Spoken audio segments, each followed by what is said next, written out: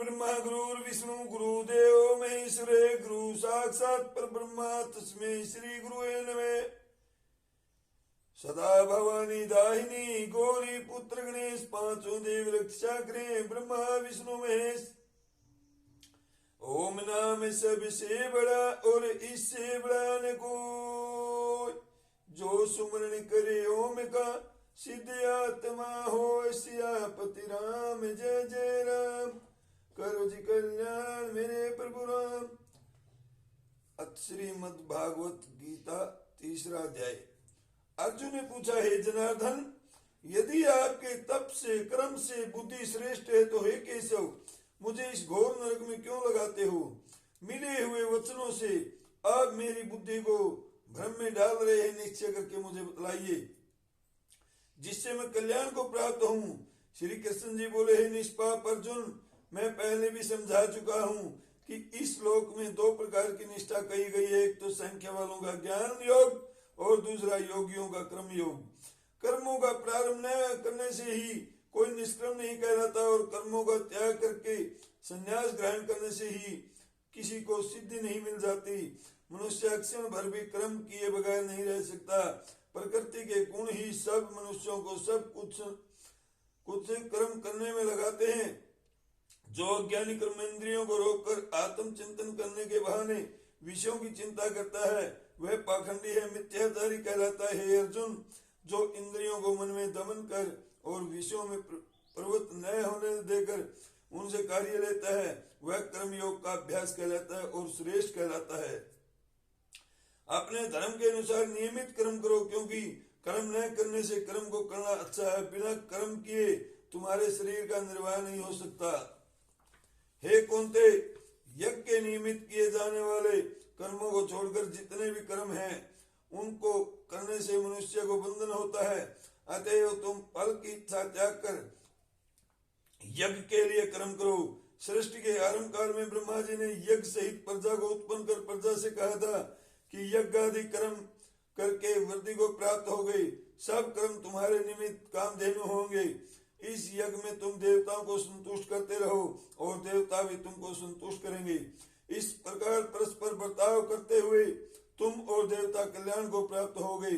यज्ञ आदि कर्मों से प्रसन्न होकर देवता तुमको इच्छित सुख की सामग्रियां देंगे, परंतु उनके दिए हुए दान को जो बिना उनका भोग लगाए ग्रहण करता है वह चोर है। पंच महायज्ञ करके जो शेष बचा हुआ भोग ग्रहण करते हैं वे सब पापों से मुक्त हो जाते हैं, और जो अपने निमित्त ही अन्न पकाते हैं वे पापी पुरुष पाप का ही भक्षण करते हैं। अन्य अन्न से प्राणियों की उत्पत्ति होती है। अन्न मेघ से उत्पन्न होता है। मेघ यज्ञ द्वारा जल बरसाता है और यज्ञ की उत्पत्ति कर्म से होती है। कर्म की उत्पत्ति ब्रह्मा से हुई है और ब्रह्मा अक्षर परमात्मा से। इस कारण सदा सब पदार्थों में रहने वाला जो ब्रह्मा है वह सब यज्ञों में प्रस्तुत है। हे पार्थ, इस प्रकार चलाए हुए कर्म के चक्र के अनुसार जो नहीं चलता वह पाप में है। जो पुरुष आत्मा में ही रत रहता है और आत्मानंद अनुभव से तृप्त रहता है, उसे कुछ भी कार्य शेष नहीं है। वह कोई कर्म करे या न करे उसको कोई प्रयोजन अथवा लाभ नहीं है, और किसी प्राणी से अपना लाभ कराने की भी उसे कोई आवश्यकता नहीं। इसलिए तुम भी फल की प्राप्ति इच्छा त्याग कर कर्तव्य पालन करते रहो, क्योंकि फल की इच्छा को त्याग कर्म करने वाला पुरुष ही मोक्ष को प्राप्त होता है। राजा जनक आदि ने भी कर्म सिद्धि पाई है। इसी प्रकार तथा लोक संग्रहण को देखते हुए तुमको कर्म करना उचित है। श्रेष्ठ पुरुष जिस जिस कर्म का आचरण करता है दूसरे मनुष्य उसी मार्ग पर चलते हैं, और वह जिसको प्रमाणित मानता है उसी के अनुसार सब उत्तम मानते हैं। हे पार्थ, मुझको तीनों लोकों में कुछ भी कर्म शेष नहीं रहा और न कोई अप्राप्त वस्तु प्राप्त करनी है, फिर भी मैं कर्म करता ही रहता हूँ। यदि हम ही आलस्य रहित होकर कर्मों को नहीं करेंगे तो मनुष्य हर प्रकार से हमारे ही पद का अनुसरण करेंगे। यदि मैं ही कर्म न करूं तो सब लोग भी न करने से नष्ट हो जाएंगे। इससे मैं ही वर्ण संग्रहों के उत्पन्न करने का हेतु बनकर प्रजा को नष्ट करने वाला समझा जाऊंगा। जिस प्रकार अज्ञानी फल की इच्छा करके कर्म करता है, वैसे ही फल की इच्छा न करते हुए ज्ञानी को लोक शिक्षा की इच्छा करते हुए कर्म करना उचित है।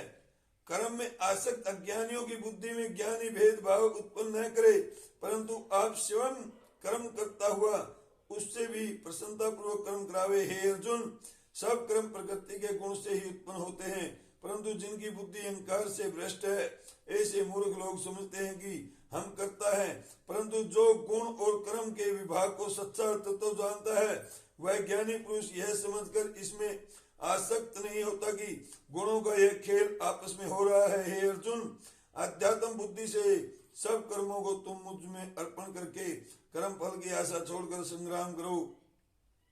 जो पुरुष सदा श्रद्धा पूर्वक मेरे वचनों पर दोष दृष्टि न करके मेरे इस मत के अनुसार आचरण करते हैं, वे लोग कर्म बंधन से निश्चय मुक्त हो जाते हैं, और अज्ञानी इस मत पर दोष दृष्टि करते हुए इसको ग्रहण नहीं करते, वे संपूर्ण ज्ञान से रहित हैं। उनको नष्ट हुआ जानो।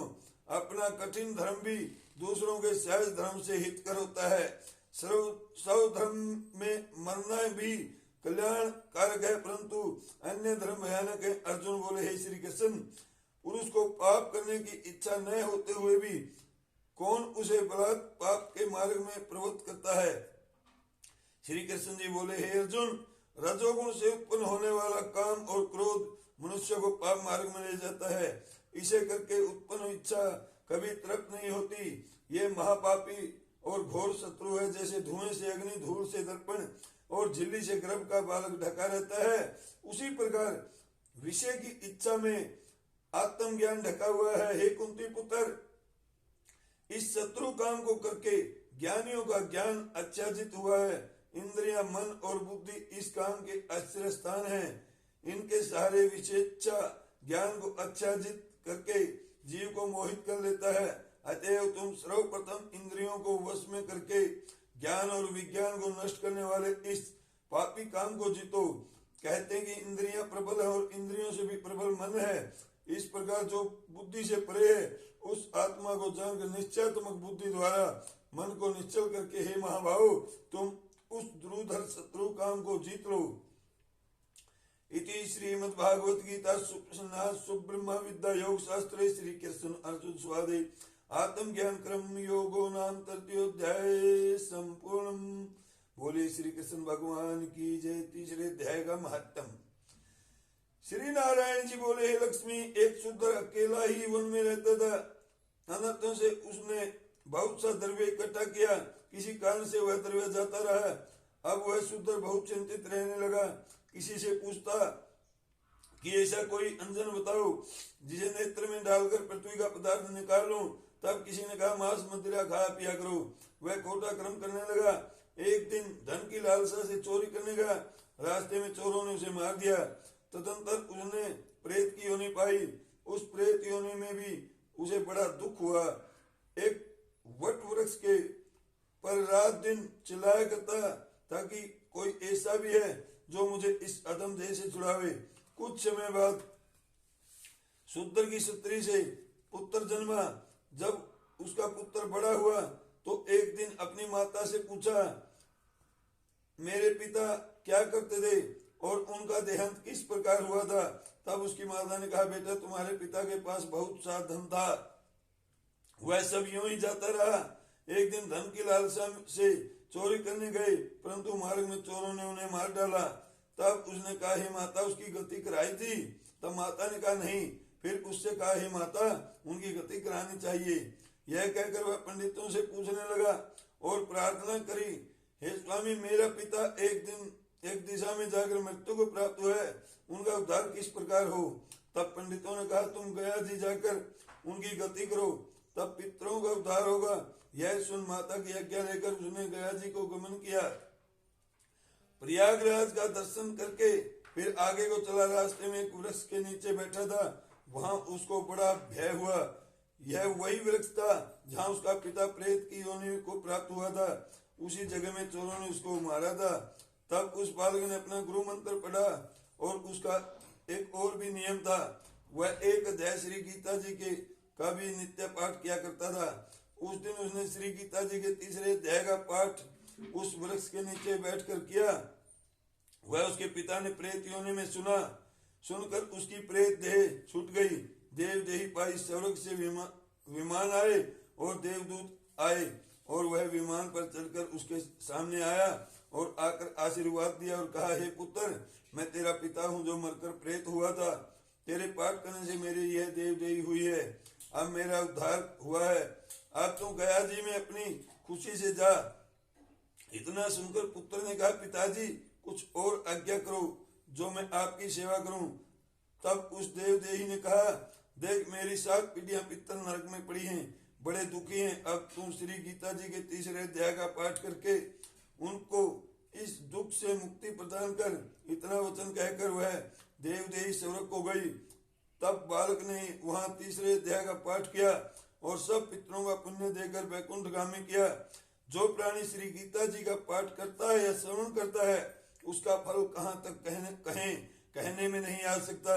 तब श्री नारायण जी ने कहा, हे लक्ष्मी, यह तीसरे अध्याय का महत्तम फल मैंने तुम्हारे लिए कहा, सो तुमने सुना। बोलिए श्री कृष्ण भगवान की जय।